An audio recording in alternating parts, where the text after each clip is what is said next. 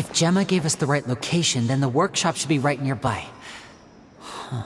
Looks like these boxes are blocking the entrance. Let's shift them away first.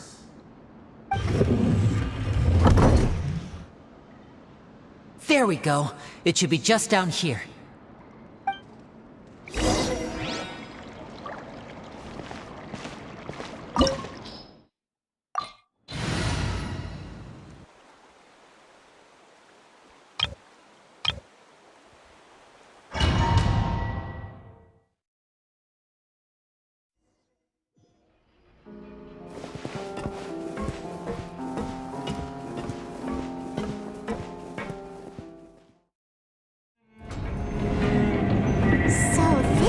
Cesar's workshop. Nothing suspicious here, just normal magic props. Let's head in further.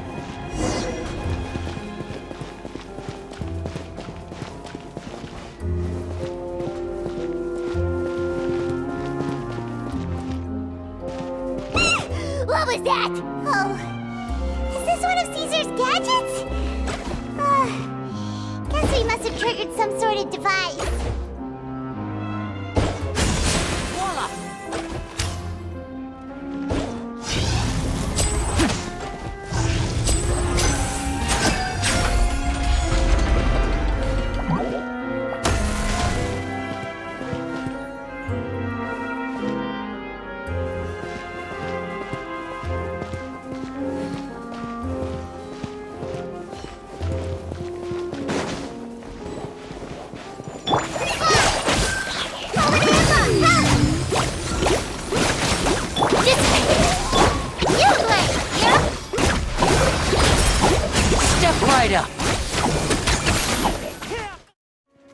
Step right up! Whoa. Look. The doll in the box is glowing.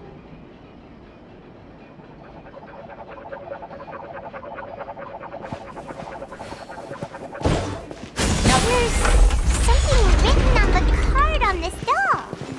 Let's take a closer look. I'd like a little dove. I want a robot with cool powers. On the note, it says, you need your parents' permission to own a pet, and you also need to take good care of it. I've brought a fluffy toy dove for you this time. If you are ready to own a pet, I'll make a real dove appear for you next time. From Cesar.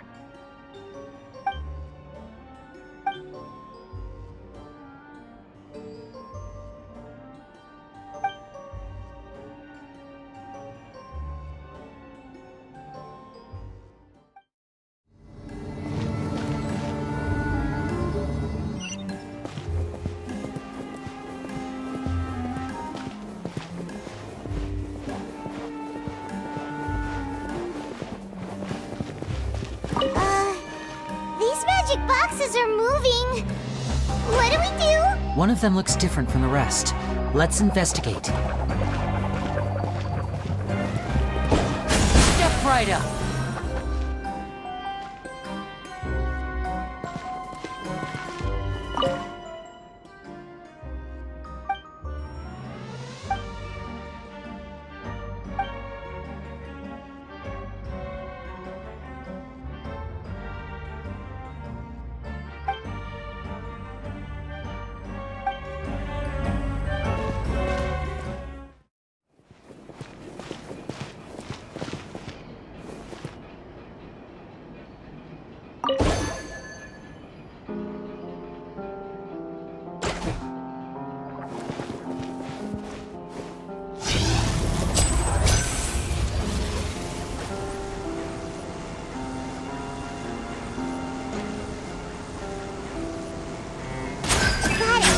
We're supposed to find the box that lit up at the start, right? There should be another wish list inside.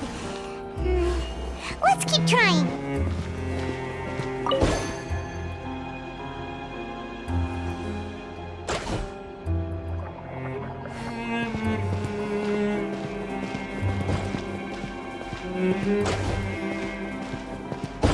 And voila!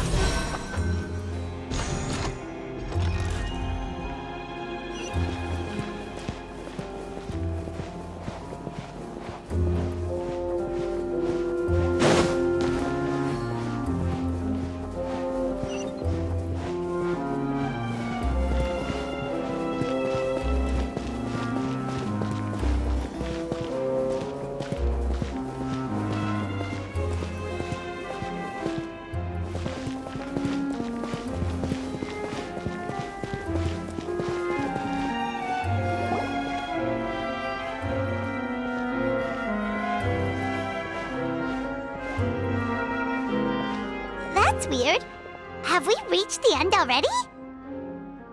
There's nothing here. Maybe this was a wasted trip. This place seems a little too ordinary for a magician's workshop. There's a distinct lack of mystery. We've triggered quite a few devices on the way here. I'm starting to wonder whether Cesar built this whole place as one big, elaborate magic contraption. If so, then there must be more to this place than meets the eye. Maybe a hidden room somewhere.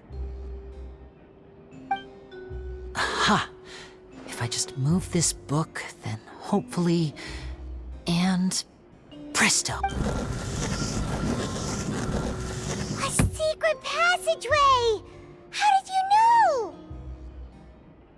I'm a magician too, and apparently great minds really do think alike. Looks pretty big inside. Let's head in and take a look around.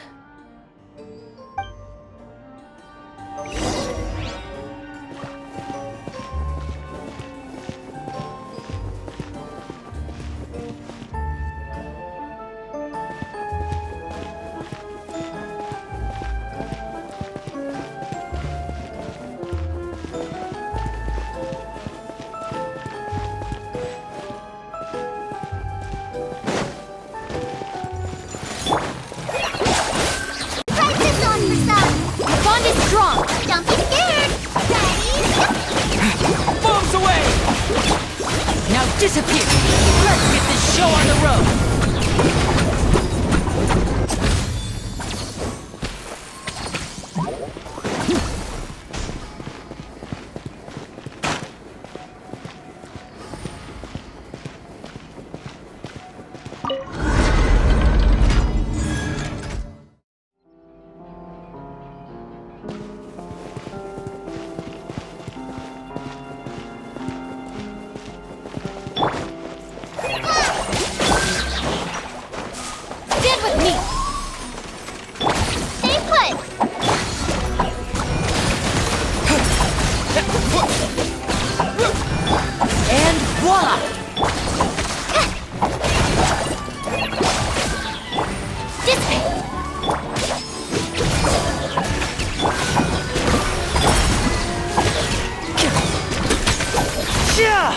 Now disappear!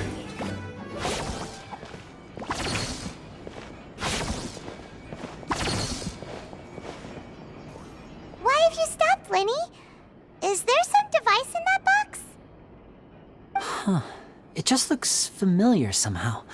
Let me check this out for a second while you guys go on ahead. If anyone makes a major discovery, let's rendezvous here. All right, see you in a bit!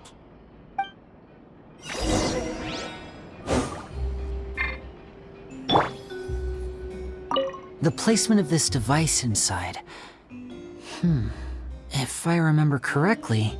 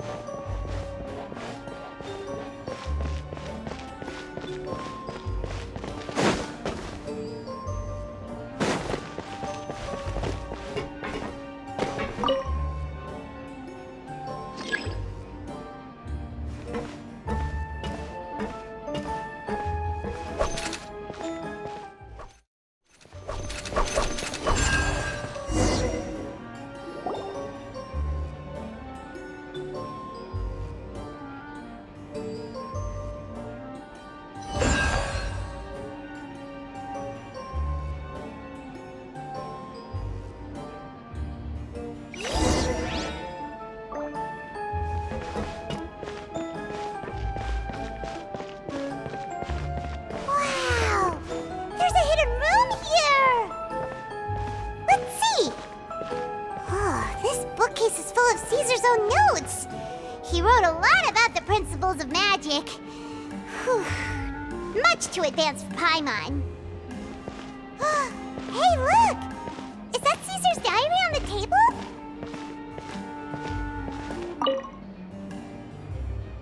This book's thick as a brick!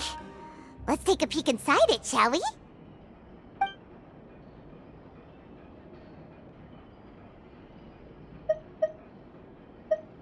2 children came to talk to me after today's show. I don't know why they were out on their own. They looked much too young to be unsupervised. I do hope they got home safely.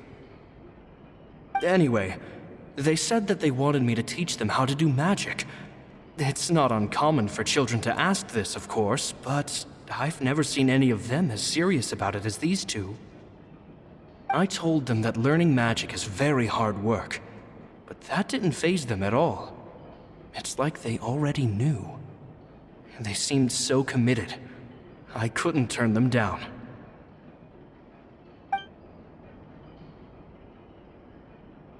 At one of my shows a few days ago, a child asked me how I pulled candy out of my hat. As a joke, I told the kid that the hat has a built-in wish-granting machine. Next thing I know, today a whole bunch of kids were pestering me to pull all sorts of things out of the hat. So I told them another white lie. The machine needs time to power up, but in the meantime, you can write your wishes down. Well, they took me up on that offer, enthusiastically. As I write this, I've only just got back from running around all over town, buying the things they wanted. Boy, are my legs sore. I wound up saving very little this month, but that's not a major issue. I now have a bigger problem. How am I going to hide all these things inside my hat?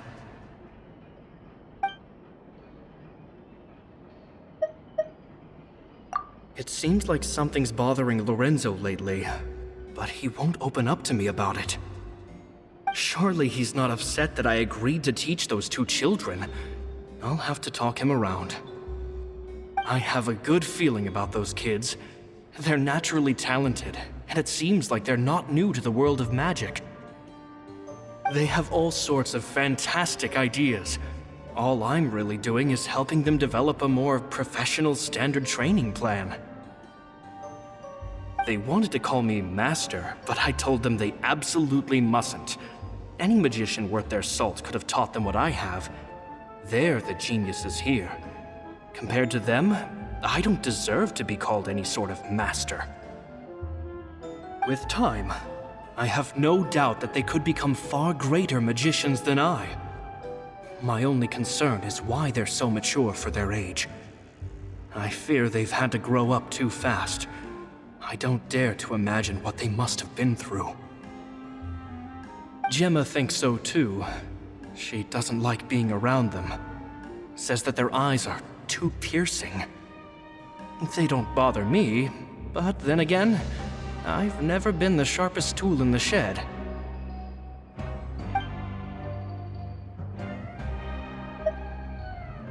It's nearly time for me to go on tour. I asked the 2 kids if they'd like to come with me, but they shook their heads. I once overheard them talking about their father and their mission. Sounds like their parents have other plans for them. I guess we'll be parting ways soon. It's only been 10 days since I first met them, but I think that I've gotten a feel for their personalities now.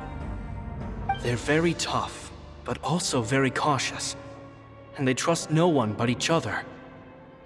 This, I fear, is not a good habit to have.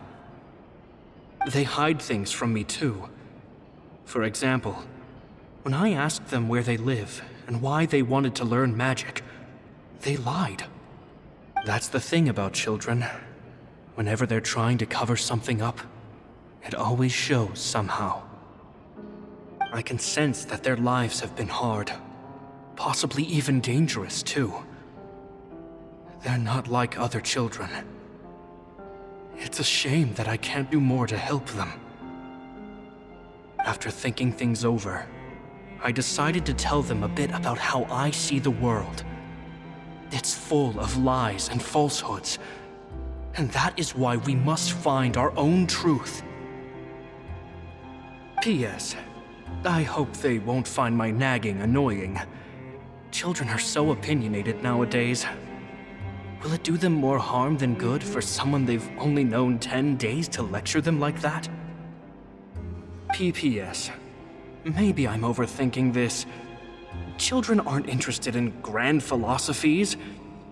It probably just went in one ear and out the other. I bet they've already forgotten every word I said. Oh, Cesar, Cesar. Just mind your own business next time.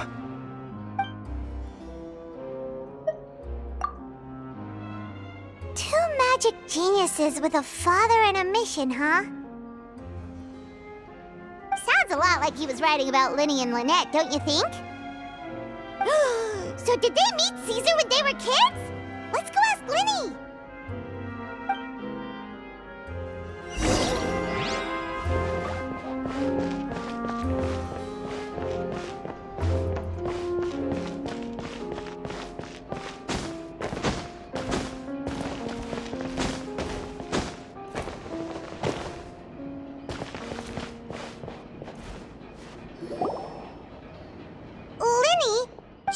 Hold that thought.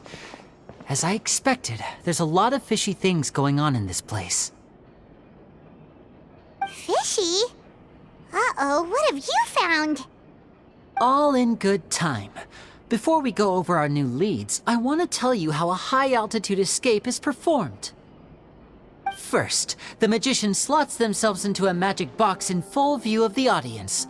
The box is then suspended high in the air, and a short while later, the base automatically opens.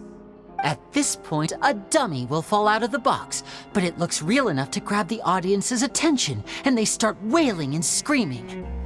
Meanwhile, the real magician, who has by now blended into the crowd, waits for a good moment to make their appearance and put on a hysterical performance.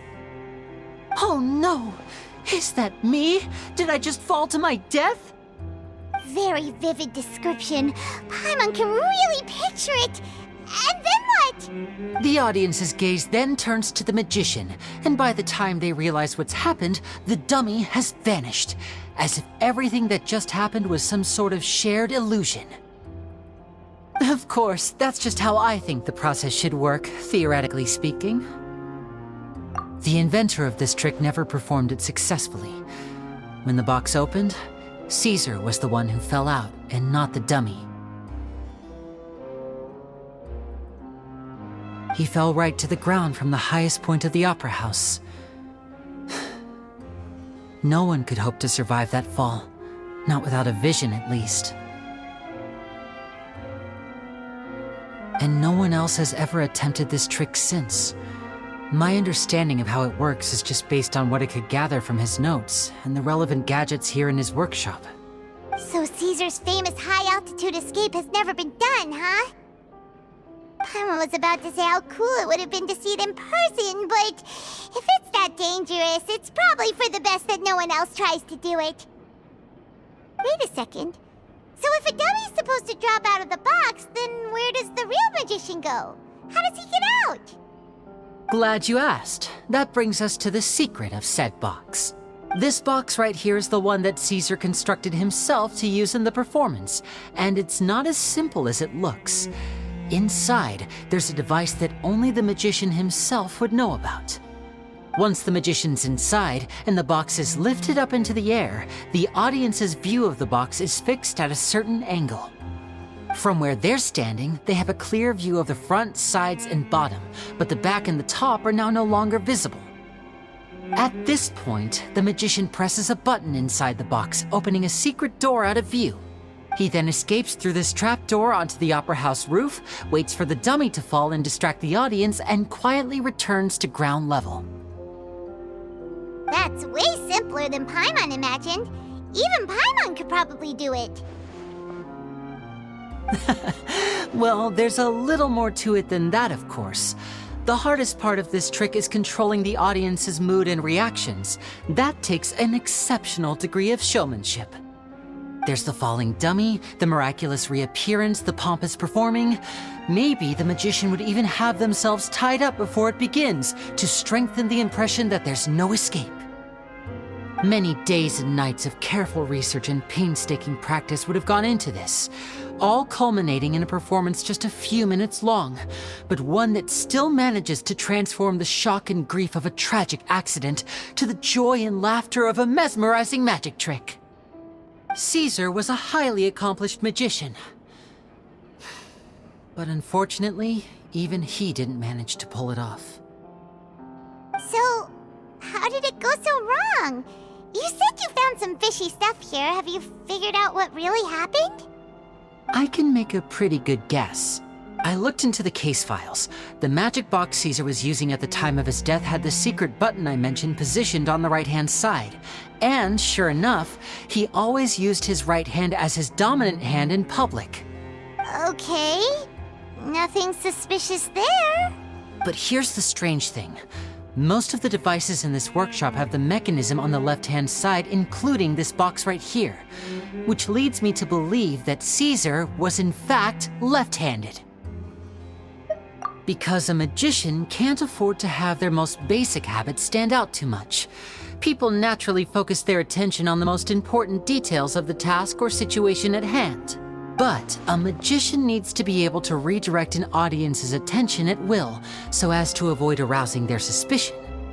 The essence of magic is getting people to believe a lie. If even the truth raises eyebrows, the falsehoods become all the more difficult to mask. And so, Cesar trained himself to use his right hand to align with his audience's expectations. Great magic always requires sacrifices. But in his most stressful and nerve-wracking moments, and when no one was watching, reflex would kick in and he'd use his left hand. That's why he set his gadgets with the mechanism on his left. Exactly. I think that's likely what happened. Cesar would have been under a lot of time pressure during the escape. He'd have had mere seconds to open the hidden compartment, retrieve the dummy, then open the secret door and make a swift escape. But I'm sure he was confident. He would have rehearsed countless times to the point where it was second nature. He'd barely need to think about what he was doing because muscle memory would guide him through. So he opened the compartment, took out the dummy, checked everything was in order, and then went to leave. With his left hand, he reached for the button, and suddenly, his heart skipped a beat. It wasn't there. Much like when you reach for your keys but find your pocket empty, his mind needed a moment to process what was going on. Instinctively, his left hand would keep feeling around for the missing button, maybe for another second or two, until the bottom of the box gave way. With the stakes being as high as they were, just a 2-second delay cost him everything. The authorities would find nothing suspicious and conclude that his death was due to his own error. When in reality, someone switched the boxes, and they did it to murder him. But how would they be able to make the switch without being noticed? That would be difficult to pull off, no? It would have to have been someone who knew that he was left-handed and who could move his props around without arousing suspicion. Someone who was always by his side. Isn't that right, Lorenzo? You just couldn't let sleeping dogs lie, could you? There's not a lot of people who'd go to all this trouble for some magician who died 10 years ago. I didn't want to have to do this, you know. Silencing you the hard way just creates more problems for me to deal with. But I gave you your chance. I hoped you'd do what's good for you and back off like the lady, but you disappoint me. You mean Gemma? So you are the one who's been threatening her! Yes, although however stubborn she might be, she was never much of a liability. But you people, you never even knew him, but for some reason you just wouldn't drop it. Which is why you can't leave this place alive. Take them out, and make it quick.